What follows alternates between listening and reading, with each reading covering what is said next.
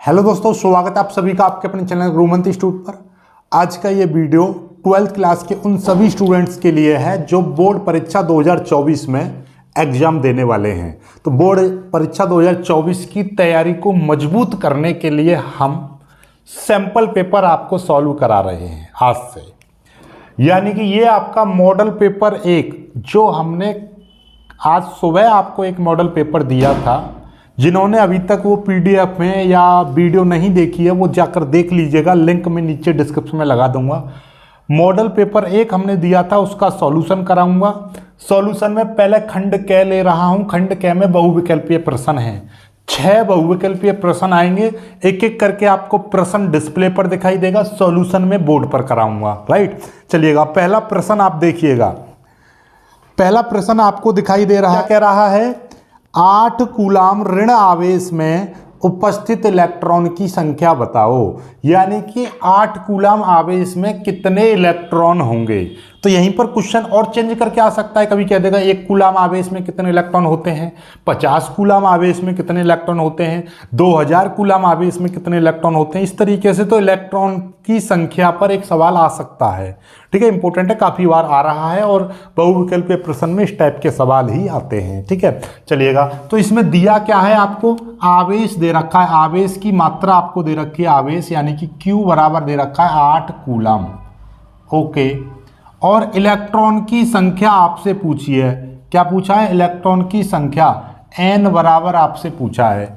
जब पहले चैप्टर के हमने न्यूमेरिकल्स कराए थे उसमें हमने चीख चीख के बताया था इस टाइप के सवालों में सूत्र कौन सा लगता है, सूत्र हम लगाते हैं n बराबर सूत्र होता है Q/E, और जहां पर E क्या होता है, E आप जाते हैं इलेक्ट्रॉन पर आवेश, इलेक्ट्रॉन पर आवेश की मात्रा 1.6 गुणा 10⁻⁻19 कूलाम इतना होता है। चलिएगा, तो यहाँ पर हम सारी वैल्यू यहाँ पर रख देंगे। Q का मान कितना है, 8 है, और नीचे E का मान 1.6 गुणा 10⁻⁻19 कूलाम इतना होता है। Okay, no problem. ठीक है, अब हम क्या करने जा रहे हैं, जरा ध्यान से समझिएगा। पॉइंट के बाद एक अंक है, बायोलॉजी वाले ध्यान से समझो इस टाइप के सवालों को कैसे सॉल्व करना है। पॉइंट से पॉइंट हटा देंगे और ऊपर 1 0 बढ़ा देंगे। 1 0 क्यों बढ़ा दी, क्योंकि नीचे पॉइंट के बाद एक अंक था, 2 अंक होते तो 2 0 बढ़ाते। तो अब n बराबर कुछ इस तरीके का दिखाई देगा 80, और गुणा ये 10⁻⁻19 नीचे है, ऊपर चला जाएगा, ये 10⁻+19 हो जाएंगे। नीचे आपका कितना बचेगा, 16 बचेगा। 16 क्यों, क्योंकि 1 पॉइंट हट गया तो ऊपर 0 चलेगी, तो नीचे अब 16 हो गया। ठीक है, पॉइंट हटाने के बाद में 1.6 नहीं, क्योंकि पॉइंट हटाया ऊपर 0 बढ़ा दी। ठीक है, कोई दिक्कत नहीं। अब आपको और दिखाई देगा, अच्छा 16 एकम 16 और 16 पंजे 80, 5 बार कट गया, ये तो काम खत्म। तो सीधे सीधे n बराबर कितना आ गया, 5 गुणा 10⁻19 आ गया इतना। क्या ये ऑप्शन में है, तो इसका ऑप्शन कौन सा है, ऑप्शन देखिएगा 5 गुणा 10⁻⁻19, ये ए ऑप्शन दे रखा है। क्या है, ए, तो ये वाला उत्तर आपका सही हो जाएगा इस प्रश्न में। ठीक है, चलिएगा। अब देखिए अगला प्रश्न क्या कह रहा है, विशिष्ट प्रतिरोध का मात्रक बताइए। विशिष्ट प्रतिरोध का मात्रक ख प्रश्न आपका क्या कह रहा है, पहले का ख में क्या है, विशिष्ट प्रतिरोध। देखिए ज्यादा बड़ी बात नहीं है, विशिष्ट प्रतिरोध क्या होता है भाई, रो, और रो बराबर क्या होता है फॉर्मूला, RA/L। विशिष्ट प्रतिरोध का ये फॉर्मूला होता है RA/L। ठीक है, तो इसका मात्रक कैसे बना देंगे, इसका जब मात्रक बनाएंगे हम तो क्या हो जाएगा, R क्या है, प्रतिरोध का मात्रक क्या होता है, ओम। ठीक है, ये क्या है, A क्षेत्रफल होता है, क्षेत्रफल का मात्रक क्या होता है, मीटर का स्क्वायर, और L लंबाई है, लंबाई का मात्रक मीटर होता है। तो मीटर से एक स्क्वायर कट जाएगा तो क्या आ जाएगा इसका, ओम मीटर। तो ये विशिष्ट प्रतिरोध का मात्रक क्या होता है, ओम मीटर। ठीक है, हमें याद हो गया विशिष्ट प्रतिरोध का। ऐसे ही आपका सवाल क्या चेंज हो सकते हैं, मैंने क्या बताई थी, इस पेपर को यदि आपने अपनी मेहनत से किया तो निश्चित रूप से आपके 50 नंबर आ जाएंगे मात्र एक पेपर से। बस थोड़ा सा स्मार्टली सोचना है कि सर ने ये विशिष्ट प्रतिरोध का दिया, पेपर में विशिष्ट प्रतिरोध की विमा भी पूछ सकता है, विशिष्ट प्रतिरोध का सूत्र भी पूछ सकता है, विशिष्ट प्रतिरोध की जगह पर नॉर्मल प्रतिरोध का मात्रक भी पूछ सकता है, नॉर्मल प्रतिरोध की विमा भी पूछ सकता है।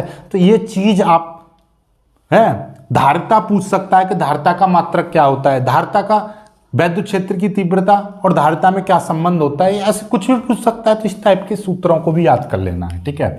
चलिएगा, अब पहले का गै कै ख गै, पहले का गै प्रश्न क्या कह रहा है जरा देखिए। पहले का गै है L upon R, L upon R का विमीय सूत्र आपको बताना है। L अपॉन आर की विमा आपको बतानी है। इसका मतलब क्या है, L की विमा लिखनी है और नीचे R की विमा। अब आपको ये चीज पता होनी चाहिए कि R क्या है और L क्या है। भाई L क्या है, L होता है आपका प्रेरकत्व की विमा क्या होती है, प्रेरकत्व का मात्रक क्या होता है पता है, प्रेरकत्व हेनरी में जिसको मापते हैं, तो उसकी विमा क्या होती है ml²। देखिएगा इसकी जो विमा होती है वो भी मैं आपको बता दे रहा हूं, देखिएगा इसकी L की विमा होती है ml² T-2 और A-2 ये। और R क्या होता है, R आपका प्रतिरोध होता है, नॉर्मल प्रतिरोध।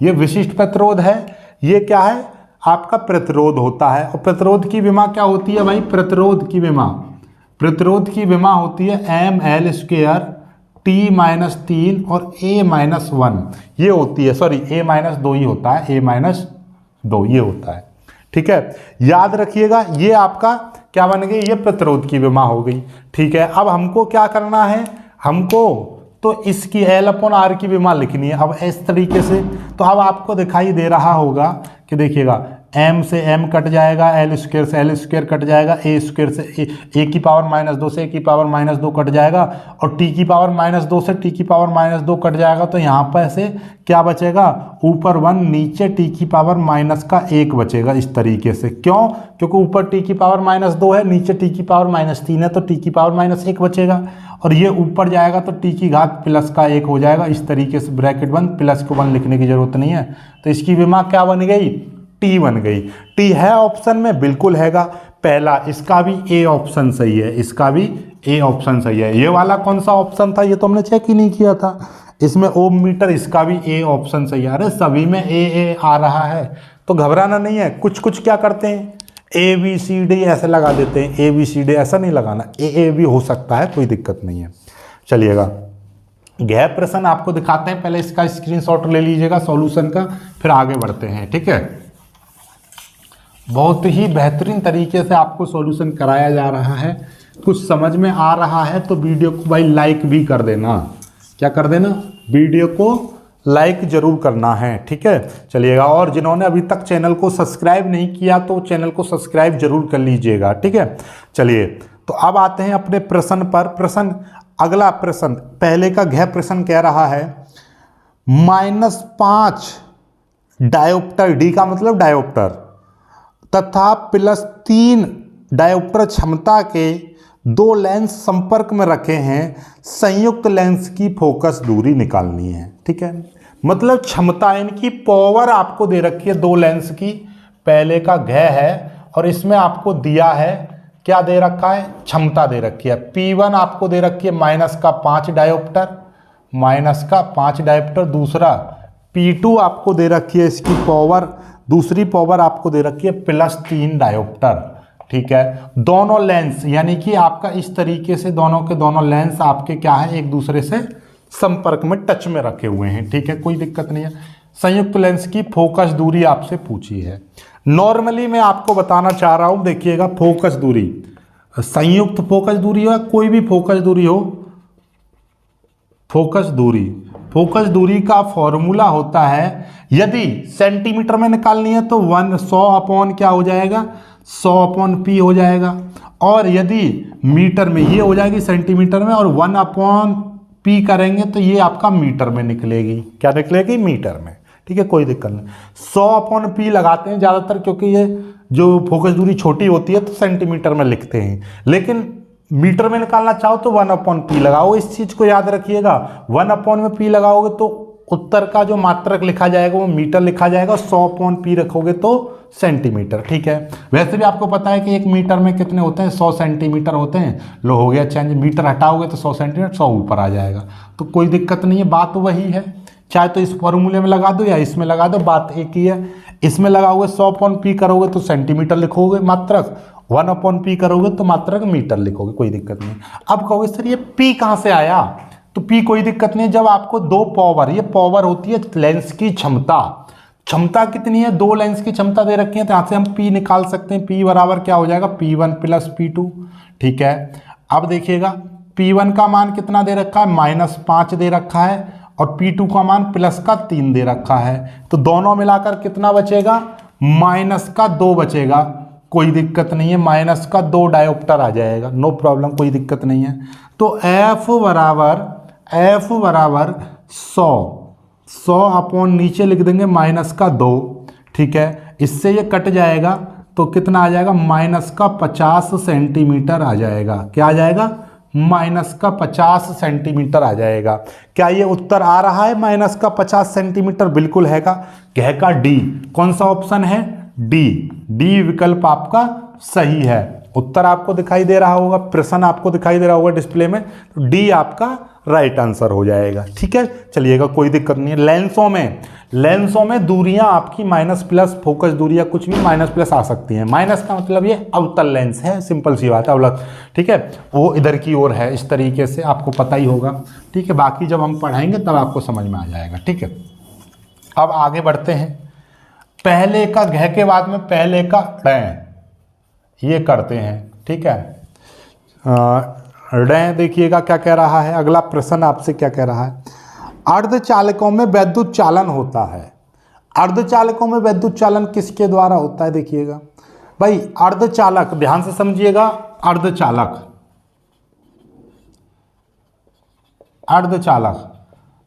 वैसे दो प्रकार के होते हैं, एक पी टाइप अर्धचालक और एक आपका एन टाइप अर्धचालक।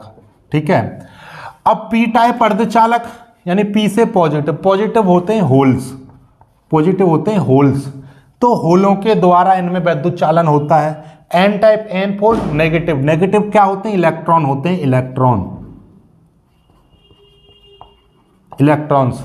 तो पी अर्धचालकों में जो वैद्युत चालन होता है, तो अर्धचालक दो प्रकार के होते हैं, पी टाइप और एन टाइप। पी टाइप अर्धचालकों में वैद्युत चालन होल्स के द्वारा होता है, जिनको हिंदी में हम कोटर कहते हैं, कोटर।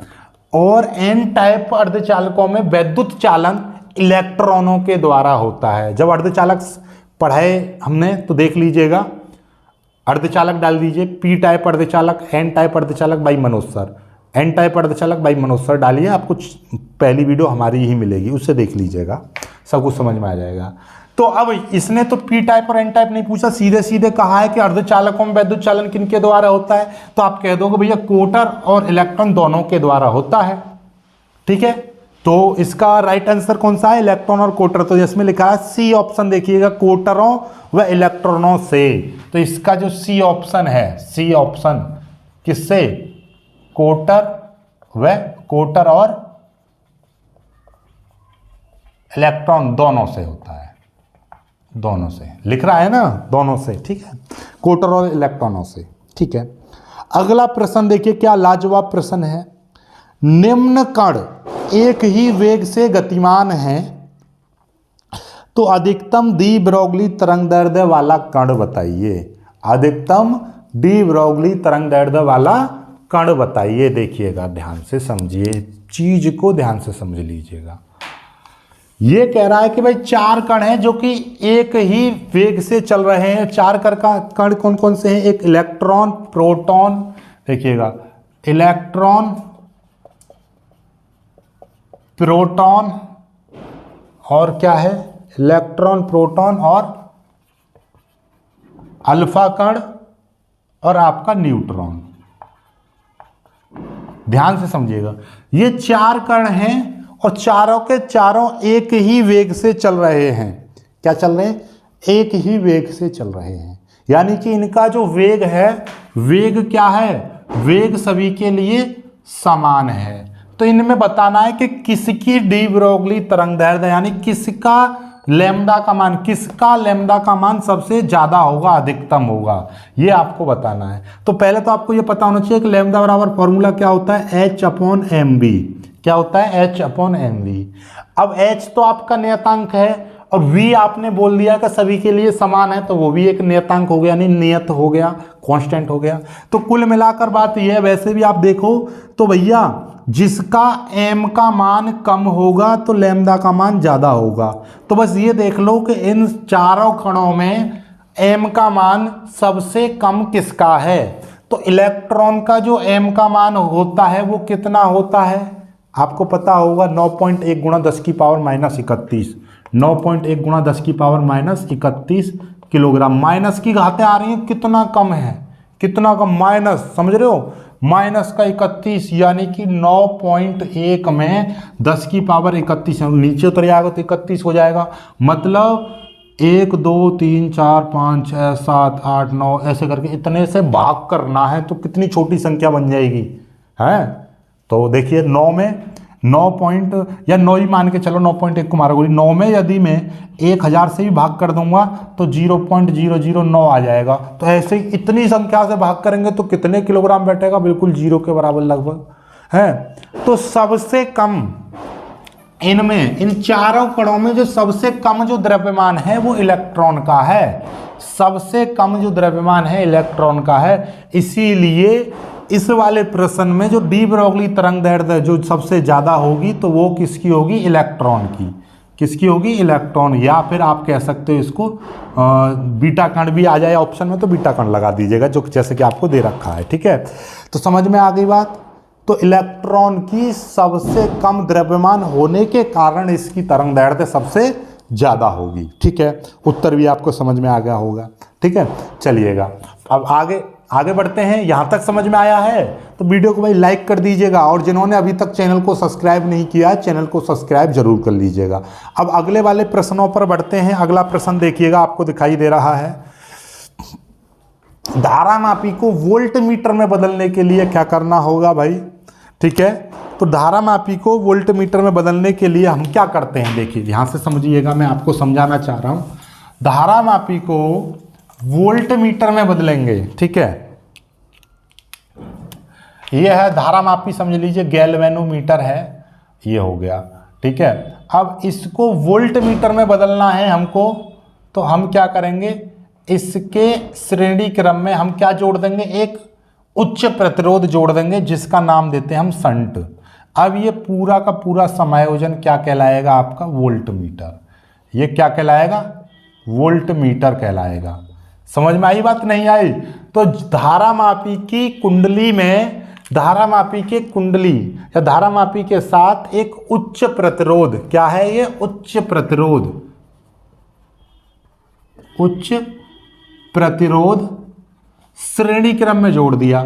श्रेणी क्रम में जोड़ देते हैं तो ये धारामापी अब वोल्ट मीटर में चेंज हो जाता है। इसके साथ ही एक चीज और समझ लो, इसी धारामापी के साथ, इसी धारामापी के साथ यदि हम निम्न प्रतिरोध हम क्या कर रहे हैं, इसके समांतर क्रम में जोड़ दें तो ये क्या बन जाएगा, एमीटर बन जाएगा। धारामापी से एमीटर में बदलने के लिए हमको क्या करना पड़ेगा, इसके समांतर क्रम में एक निम्न प्रतिरोध जोड़ देते हैं। समझ में आई बात, नहीं आई? और इसी उच्च प्रतिरोध को हम क्या करते हैं, धारामापी की कुंडली में, धारामापी को वोल्ट मीटर में बदलने के लिए हम क्या करते हैं, इसके डिस्प्ले पर दिखाई दे रहा होगा, श्रेणी क्रम में एक उच्च प्रतिरोध लगा देते हैं, इसमें हम निम्न प्रतिरोध लगाते हैं। इस उच्च प्रतिरोध को ही नाम देते हैं शंट। उच्च प्रतिरोध को ही हम क्या बोलते हैं, याद रखिएगा, शंट। यही होता है शंट, ठीक है। चलिएगा, आपको समझ में आ गया, जल्दी से स्क्रीनशॉट ले लीजिए, फिर आगे बढ़ते हैं। अगला प्रश्न देखिएगा, आपको दिखाई दे रहा है अगला प्रश्न, देखिए। अब मान लीजिए आपका नति कोण क्या है। नति कोण देखिए मैं आपको समझाता हूं। समझ लो कि ये आपके दो हैं, ये पृथ्वी के चुंबकीय क्षेत्र का क्षैतिज घटक है, हॉरिजेंटल एक्सिस। ये पृथ्वी के चुंबकीय क्षेत्र का ये ऊर्ध्व घटक है। ये कौन सा है? पृथ्वी के चुंबकीय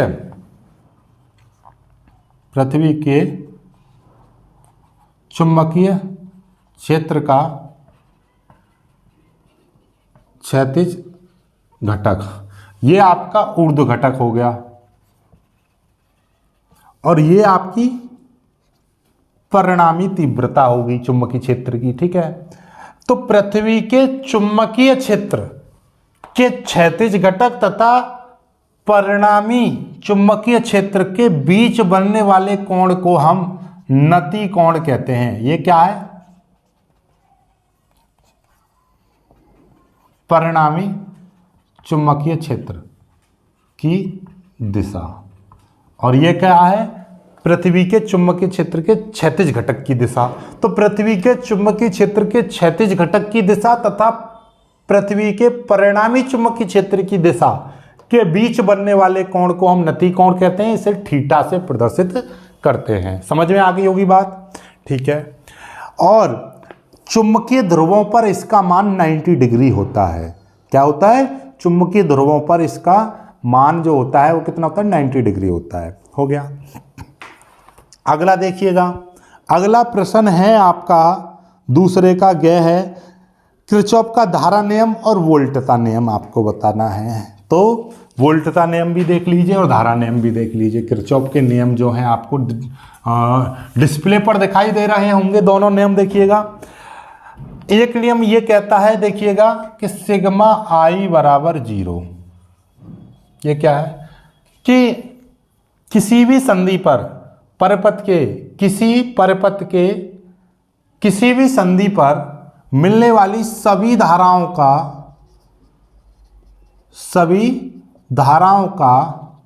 बीजगणितीय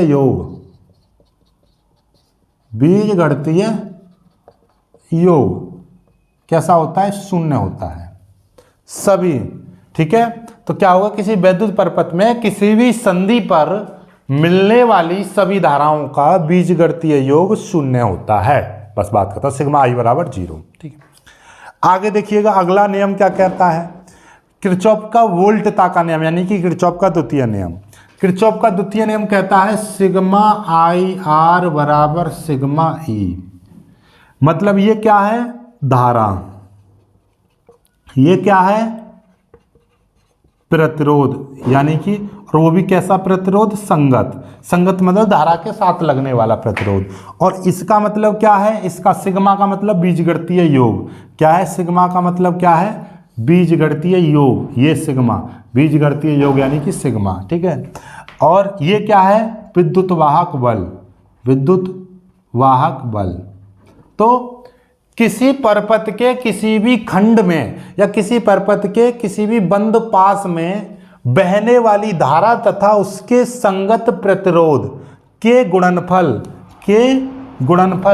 का बीजगणितीय योग उस परिपथ में लगने वाले सभी विद्युत वाहक बलों के बीजगणितीय योग के बराबर होता है। इसी को हम किरचॉफ का द्वितीय नियम कहते हैं। क्या बोला था? किसी भी परिपथ के किसी भी खंड या किसी भी बंद पास में बहने वाली धारा तथा उसके संगत प्रतिरोध के गुणनफल का बीजगणितीय योग उस पास में लगने वाले सभी विद्युत वाहक बलों के बीजगणितीय योग के बराबर होता है। इसी को हम वोल्टता का नियम, किरचॉफ का वोल्टता का नियम कहते हैं, ठीक है। ये भी आपको दिखाई दे जाएगा, कोई दिक्कत नहीं है, ठीक है। ओके, आगे बढ़ते हैं। आगे देखिए, अगला प्रश्न आपका क्या कह रहा है? अगला प्रश्न आपका कह रहा है, प्रकाश वैद्युत उत्सर्जन में दहली आवृत्ति और कार्यफलन से क्या तात्पर्य है? दहली आवृत्ति और क्या? तो दहली आवृत्ति वह न्यूनतम, देखिए होता क्या है कि, देखिएगा, समझ लीजिएगा, आपको सब कुछ समझ में आ जाएगा कि दहली आवृत्ति, जैसे हम किसी धातु के पृष्ठ पर एक निश्चित आवृत्ति का प्रकाश डालते हैं तो इस धातु से क्या होते हैं, धातु की सतह से इलेक्ट्रॉन बाहर निकलने लगते हैं, अर्थात इलेक्ट्रॉन उत्सर्जित होने लगते हैं। इसी को प्रकाश इलेक्ट्रॉन का उत्सर्जन कहते हैं।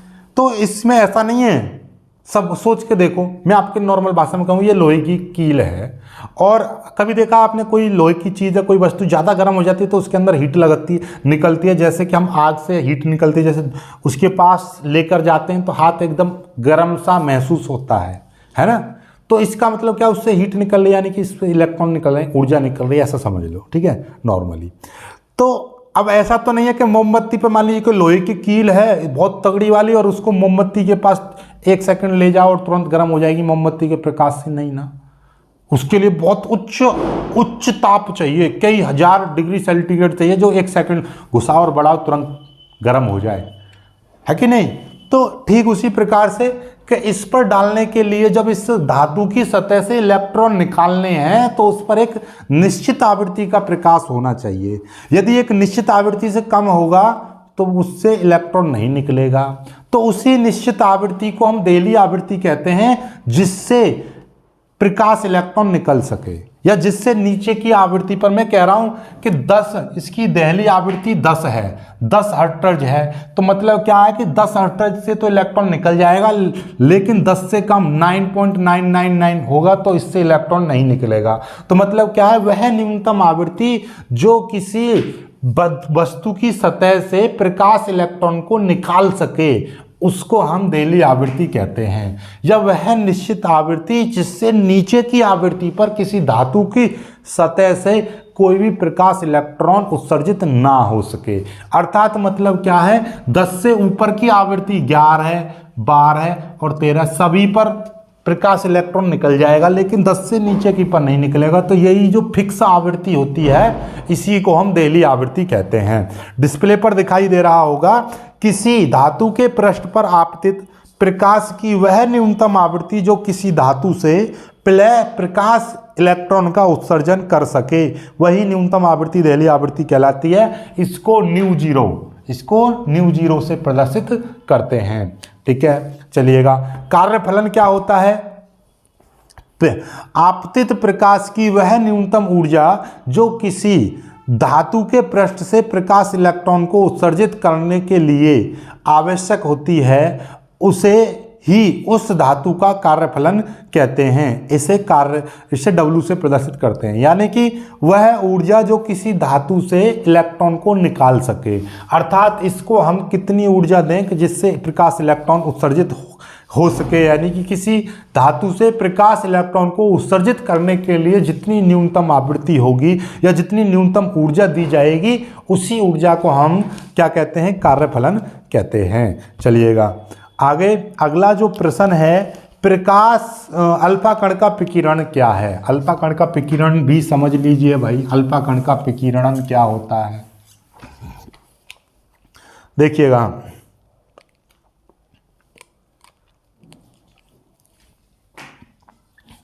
अल्फा कण का विकिरण, देखिए रदरफोर्ड,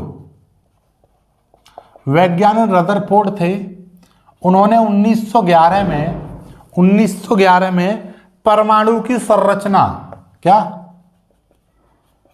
परमाणु की संरचना जानने के लिए एक प्रैक्टिकल किया था, एक प्रयोग किया था।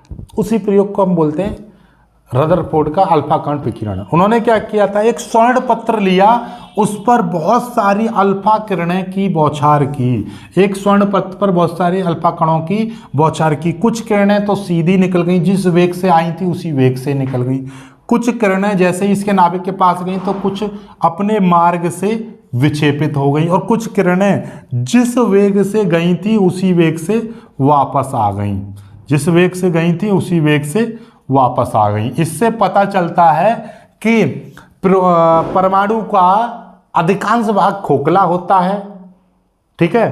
तो वैसे तो हमें तो रदरफोर्ड का परमाणु मॉडल नहीं बताना था, बस ये बताना था अल्फा कण विकिरण क्या है। यही है अल्फा कण विकिरण, जैसा कि आपको डिस्प्ले पर दिखाई दे रहा है। सन 1911 में रदरफोर्ड ने परमाणु की संरचना जानने के लिए एक प्रयोग किया। इस प्रयोग में रदरफोर्ड ने रेडियो एक्टिव पदार्थ पोलोनियम से अधिक ऊर्जा से निकलने वाली अल्फा किरणों को बहुत पतले स्वर्ण पत्र पर गिराया तो देखा स्वर्ण पत्र से गुजरते हुए कुछ अल्फा किरणें सीधी निकल गईं तथा कुछ अल्फा किरणें विभिन्न दिशाओं में विक्षेपित हो गईं। अल्फा किरणों के अपने मार्ग से विक्षेपित होने की घटना को अल्फा कण का विकिरणन कहते हैं। अल्फा कण का विकिरणन कहते हैं। ठीक है, ये हो गई।